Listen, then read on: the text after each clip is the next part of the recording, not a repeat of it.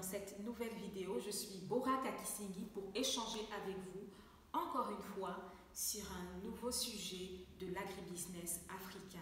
Déjà, je tiens à remercier toutes les personnes qui ont commenté, qui ont liké, qui ont réagi, partagé les précédentes vidéos. C'est par votre participation au débat que nous pouvons ensemble, n'est-ce pas, contribuer, être acteurs de la filière agrobusiness, de la filière agribusiness en Afrique pour une plus grande autosuffisance alimentaire du continent africain.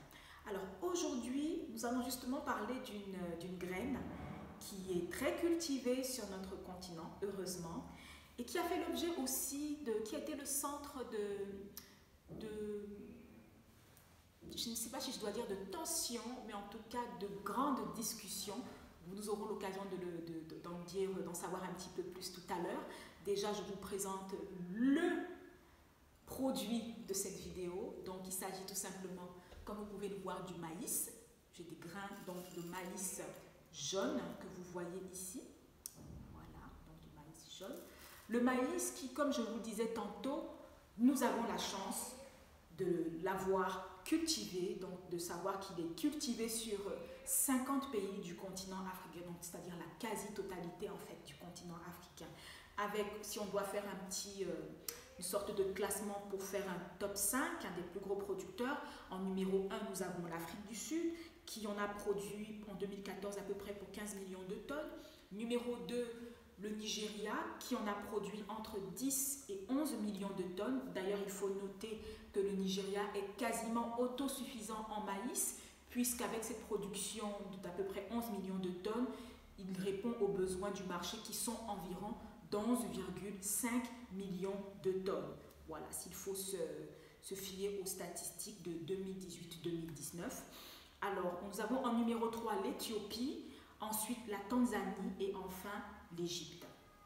Alors, en termes d'utilisation, je pense que vous le savez, déjà le maïs, c'est une graine qui est consommée très régulièrement dans le régime alimentaire de plusieurs pays d'Afrique, que ce soit en bouillie, que ce soit dans l'industrie brassicole aussi, donc l'agroalimentaire transformé en bière, en boisson, que ce soit en farine, que ce soit même en maïs frais, c'est-à-dire les épis de maïs frais et donc cuits. Aussi, l'utilisation d'agroalimentaire du maïs est aussi faite pour son amidon, d'accord? Donc amidon que l'on utilise comme substitut de sucre, que ce soit dans la confiserie ou d'autres industries agroalimentaires. Il faudrait aussi noter, s'il faut parler du volet industriel, il faudrait aussi noter que le maïs est aussi utilisé pour la fabrication de plastique biodégradable, aussi dans l'industrie textile. Donc voilà, son utilisation ne se limite pas uniquement à l'industrie agroalimentaire.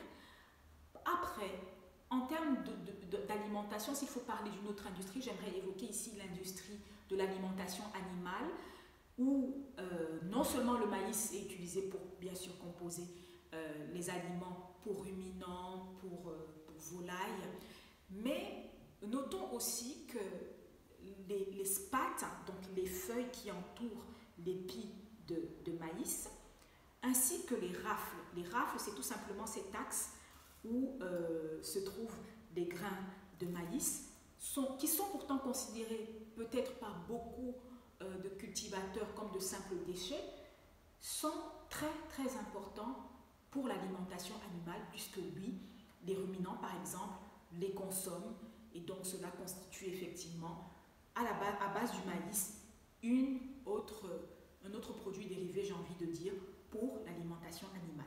Alimentation animale, il faut le relever aussi au Nigeria, qui absorbe 60% de la production de maïs de ce pays. Et j'aimerais d'ailleurs, parlant de justement l'industrie animale au Nigeria, du Nigeria de façon générale, revenir sur un fait d'actualité que peut-être nous n'avons pas tous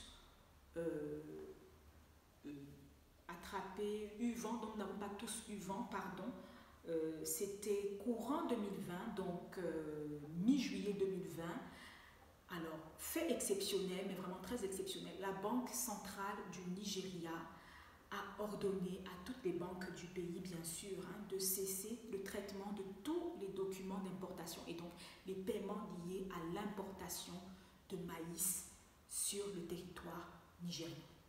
Parce que oui, certes, le Nigeria fait partie des principaux producteurs de maïs du continent africain, mais il continue d'importer de l'extérieur du maïs pour non seulement, c'est vrai, satisfaire les besoins des populations, mais surtout garantir l'approvisionnement de la filière alimentation animale. Industrie de l'alimentation animale, justement, qui a, comme vous pouvez l'imaginer, au fil de discussions, au fil de négociations, essayer d'obtenir un allègement de cette décision de la Banque centrale du Nigeria pour pouvoir rééquilibrer ou faire redescendre en fait les prix de la matière première, donc du maïs, qui est utilisé pour la production d'aliments pour animaux. Cette décision qui a été prise par cette institution a été faite essentiellement, ce qui est dit officiellement, pour soutenir l'économie locale. Cependant, pour l'industrie de la volaille, donc l'industrie de l'alimentation animale autour de la volaille au Nigeria, a justement noté qu'il fallait prévoir, qu'il serait nécessaire d'importer, je parle là de 2020, nous sommes tout récemment en 2020, donc qu'il serait nécessaire d'importer 5,6 millions de tonnes de maïs de manière à garantir l'approvisionnement de la filière, puisqu'il y aurait eu, non seulement en raison de Boko Haram, du terrorisme opéré par Boko Haram dans certaines régions du pays, mais aussi d'autres intempéries, il y aurait eu une baisse de la production de l'ordre de 25%. Je me permets de préciser aussi que justement cette information sur l'importance, la nécessité d'importer 5,6 millions de tonnes de maïs au Nigeria, information qui a émané de l'industrie de l'alimentation pour volaille du Nigeria, a été bien sûr abondamment relayée par le département agriculture du pays, premier producteur mondial de maïs. Très important de le noter. Pourquoi très important de le noter? Comme vous pouvez l'imaginer, pour des raisons tout simplement d'autosuffisance alimentaire, d'autosuffisance en matière d'approvisionnement aussi de matières premières pour le continent africain. Un pays comme le Nigeria, on pourrait s'attarder juste sur ce pays-là, ou même extrapoler en généralisant sur le continent, mais de rester tributaire de l'approvisionnement hors des frontières du continent africain n'est pas pour encourager déjà, il est vrai, la culture localement, mais cela crée aussi bien sûr une sorte, j'ai envie de dire, un stress sur la provision de devises dont chacun des pays dispose pour éventuellement faire des achats à l'étranger beaucoup plus prioritaires ou de produits dont vraiment le pays ne dispose pas. Mais avec la SLECAF, en dehors du Nigeria, on a d'autres d'autres pays qui produisent le maïs. 50 pays, donc 49 autres pays sur le continent africain qui produisent du maïs. Maintenant que nous avons la SLECAF, s'il fallait la cultiver, non seulement pour déjà atteindre au niveau de chaque pays l'autosuffisance alimentaire,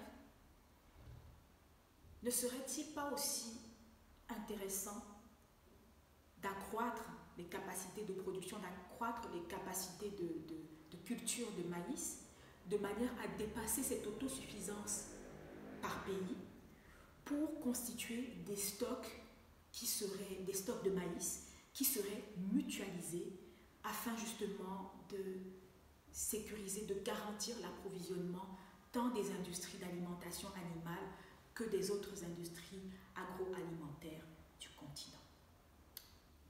Voilà une belle piste de collaboration, une possibilité de partenariat, pourquoi pas, autour de la filière maïs. Je ne sais pas, qu'en dites-vous? Qu'en pensez-vous? Est-ce que vous étiez au courant justement que le Nigeria avait dû faire face à cette interruption dans l'approvisionnement de maïs venant hors du continent africain? Qu'est-ce que vous proposeriez ou qu'est-ce que vous envisageriez comme activité pour contribuer justement à une plus grande autosuffisance alimentaire et économique de votre pays et à plus grande échelle du continent africain concernant le maïs? J'ai vraiment hâte de lire vos commentaires sur le sujet. Je sais que là, le débat est véritablement ouvert à toute l'Afrique puisqu'on a la quasi-totalité des pays du continent qui produisent voilà, cette grappe. Et je vous dis donc à très bientôt pour un autre sujet de l'agribusiness.